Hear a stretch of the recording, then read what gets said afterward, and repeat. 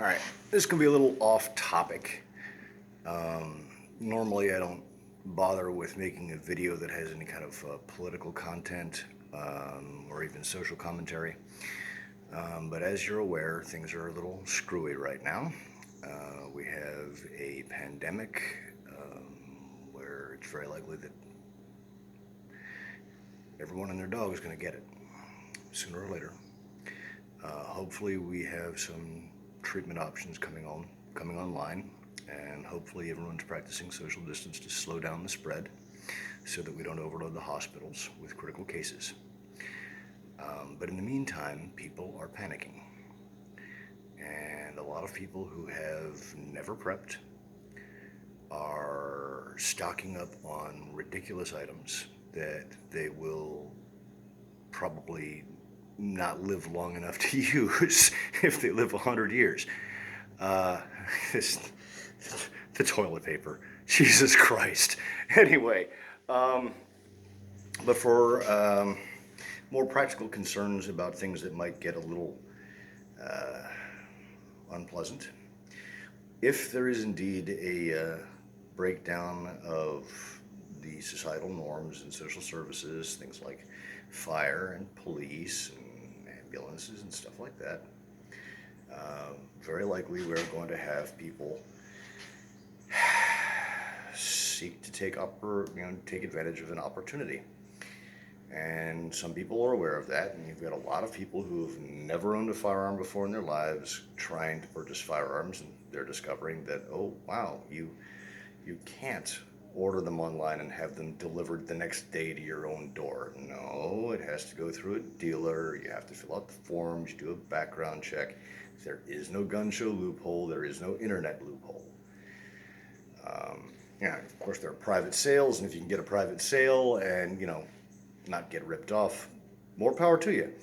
But for legitimate sales directly from manufacturers or dealers, no, you're going to have to go in person and submit your identification and your personal information and go through a background check. And it's not as easy as people thought it was. Well, welcome to the real world. Now,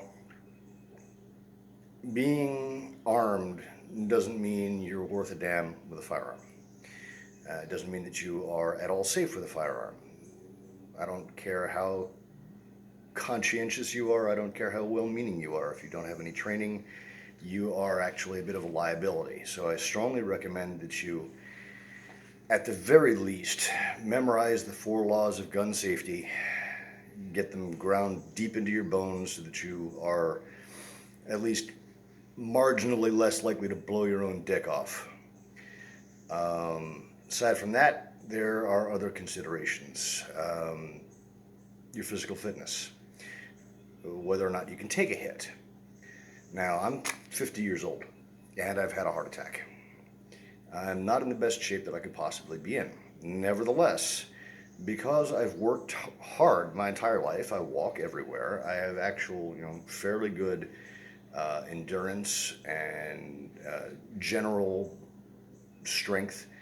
I could probably kick the living shit out of most men half my age, which should not be the case. Really, it shouldn't. A 50-year-old man should not be able to make that claim, but I can make that claim because, honestly, you guys are soft, weak, out of shape.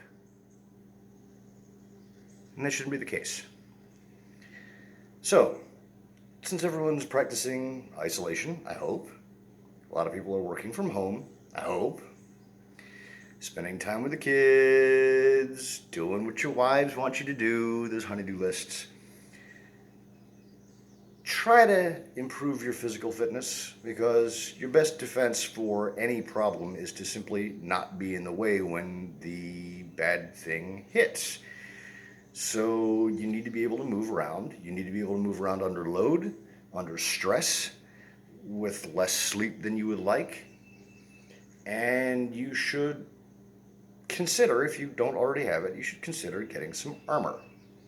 Armor doesn't mean that you're invulnerable. It just means that you might be able to extract from a bad situation in greater safety and with a greater chance of success than you would otherwise. Remember, for most situations, your job isn't to fight, your job's to live. And so, rifle rated body armor, it's very good. If you don't have it already, you can try ordering it now. There are very good companies out there that are offering some rather insane deals. I got this one from ar500.com. It's a basic model, but I'm not cosplaying as a tier 1 operator. I just want to be able to get the hell out of Dodge with a bit more safety than I would otherwise have. But it has a price. I mean, there's the monetary price tag, but there's a metabolic price tag. This thing weighs 20 pounds, which is not really all that much until you have it on your body, and then you lean over and you realize, oh shit, my center of gravity is several inches higher, I weigh a lot more, squatting is no fun, push-ups, sit-ups are not so bad. But anyway, if you get one of these things and you aren't used to wearing it, if you aren't recently from the military, and I'm not, obviously, but if you have not seen military service recently, you have no idea what this is like. I've worn armor before. I've done sword fighting and other medieval combat for decades, so I'm not a stranger to wearing armor, but this is new. This only arrived last Saturday. I ordered it in December, before all this craziness happened. But it came on Saturday, and I've been spending several hours every day since I got it, wearing it and getting used to it. And I'm not, wearing it and doing nothing, nor am I wearing it and going out and doing, practice tacticulio exercises out in the woods. I'm here in the wood shop sawing wood, but that involves a lot of moving around, it involves standing, squatting, shifting, all of that. It's just living in it. And the way you get used to wearing anything is to wear it. If you're not wearing it, if you have it and you're not wearing it, you're making a mistake. You need to get used to it. And hey, it's a good exercise too. I mean, I can kind of feel it a little bit in my abdomen right now, and I can certainly feel it in my hamstrings from all the crouching and standing. And this is longer winded than I wanted it to be. But kids, stay safe. Don't be stupid.